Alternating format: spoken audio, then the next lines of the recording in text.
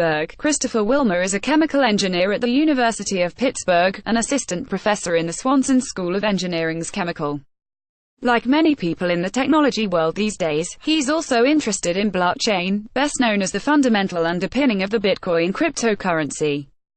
But Wilmer has taken his interest to a different level than most, as the co-founding editor of Ledger, the first peer-reviewed academic journal for blockchain and cryptocurrency technology research. He has also co-authored a book called Bitcoin for the Befuddled. There's not anything really specific to chemical engineering that interests me in blockchain technology, Wilmer explained, but I was someone who got interested in 2011, and I realized that there wasn't really a good venue for rigorous research in the field. We met Wilmer at a recent reception with Pitt researchers and scientists in the school's Cathedral of Learning, and had to learn more. Continue reading for an edited transcript of our conversation about blockchain, Bitcoin, and how the academic journal works. How does your journal compare to other journals in other scientific and academic fields? Wilmer: the journal, by design, is a lot like other journals in its format.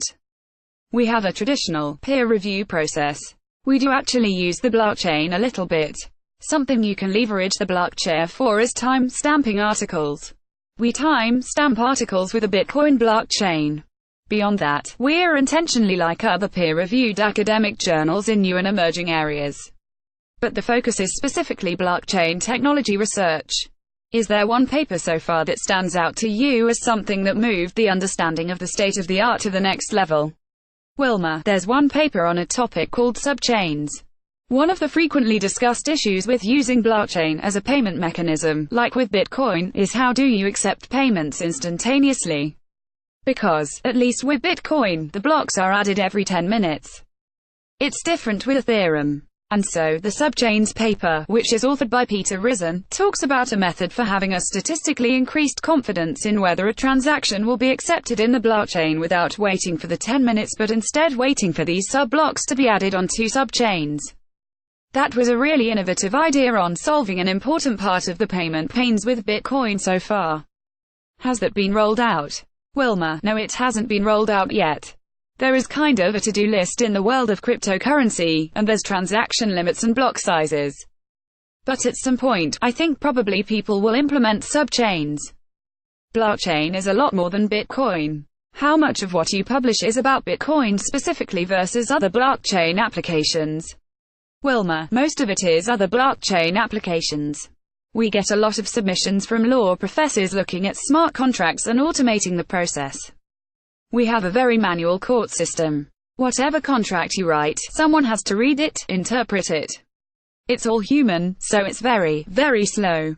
Blockchain technology enables the use of smart contracts, and various legal scholars have jumped in to imagine a world where a lot of our laws execute and enforce in an automated way, using blockchain technology. So I would say the majority are not focused on payment, but we do get ones also focused on Bitcoin as a financial instrument and other cryptocurrencies as financial instruments.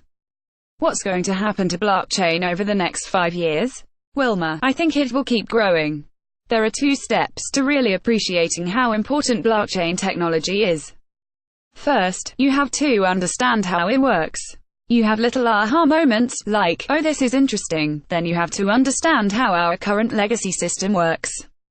Once you realize how complicated and inefficient it is, you're like, well, clearly it's just a matter of time before we migrate to this vastly superior technology.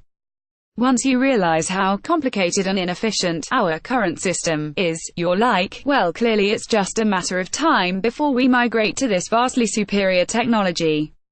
What were the biggest aha moments that sold you on the technology? Wilmer: I first heard about Bitcoin in 2011. An article in Wired magazine said you could buy chocolates online with it. That was my starting point. I was just like, oh, I'm going to try to buy chocolates online with this thing called Bitcoin that I can't understand. I went down the rabbit hole, and about 6 months later, I used something called a brain wallet. A brain wallet is where you store Bitcoins in your brain, and so I sent Bitcoins from my laptop to my brain, and then from my brain back to my laptop. Once I did that, I was like, this is really different. How does that work, Wilmer? The important thing about bitcoins, that takes a little while to really sink in, is that ownership of bitcoins amounts to knowing a certain piece of information, and if you know that information, you own those bitcoins. And usually, this information is handled by phones or computers that people use.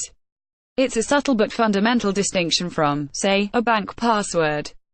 You could say, well, how is that different than a bank password? I know this little piece of information lets me access my bank funds. But your bank also knows that information, right? And there are also other records elsewhere that say you own these assets. But with Bitcoin, that's it.